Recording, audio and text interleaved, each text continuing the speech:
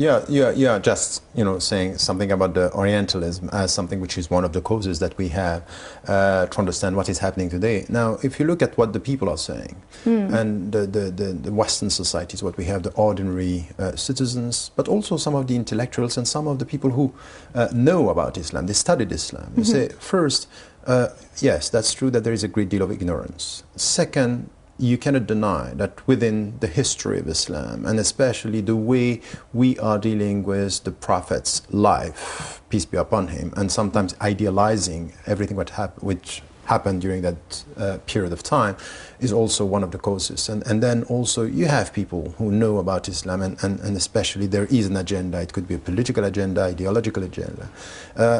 If you look at what is happening now in the West and this perception, negative perception, we just got this, more than 60% of the people are talking about Islam and are connecting Islam with discrimination of women.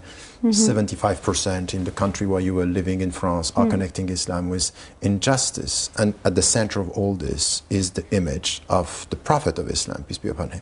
If you have to look at what is happening now, what is the main cause, according to you, when it comes to assessing what is happening in the West and this image, this negative perception of the Prophet? Well, I mean, I think an important statistic that was also in the same YouGov poll was that 60% of people say they don't know very much about Islam, and 60% of people also say that the information that they do have, they get from TV.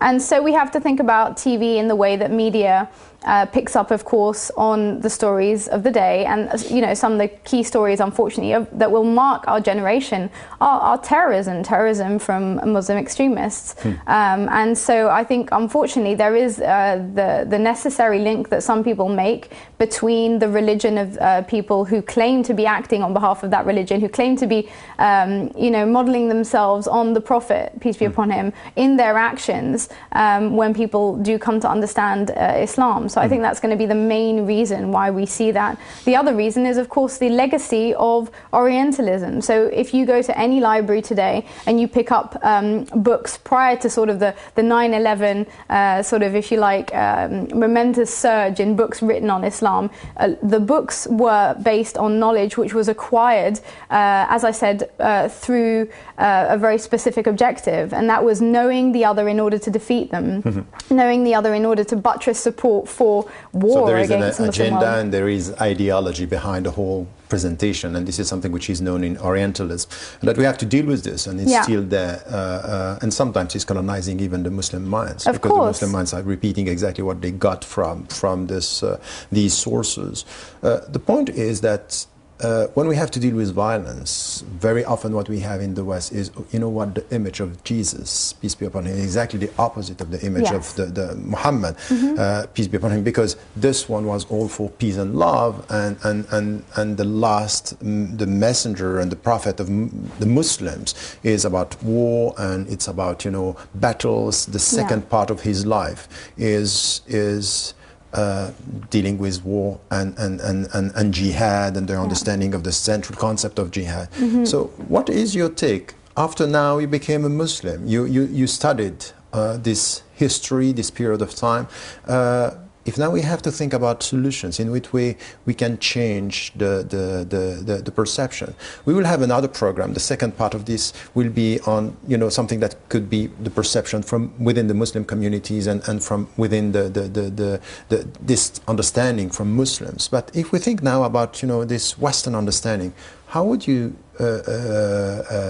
start just to change this perception? Say, okay, this is the problem and this is what we have to do. Well, first of all, there has to be a historicizing of knowledge. So any book that one picks up, one has to be aware of the general atmosphere and the time in which it was produced and the conditions under which it was produced and the reasons why people sought out specific knowledge. And I think the other thing to be aware of is that a lot of us are leading by example. So a lot of information that I personally acquired about Islam and that helped me change my views of Islam was through interaction with, as I said, practicing Muslims who really showed me a positive image of Islam and who would always refer back to the Prophet, peace be upon him, in their behavior. And of course I found that very strange. As I mentioned, I couldn't understand how anyone in the 21st century could model their behavior on somebody in the 7th, but I had to recognize that what they were modeling themselves on, the values that they were sourcing, were positive values. They were values that I recognized as objectively good values that were enhancing their lives and the lives of people around them. So it's through their example that you got a better understanding of who he was? Absolutely, so yeah. Would you say that this is the priority for us in the West as Muslims, is just what to do, what exactly, to behave the same way as he was behaving?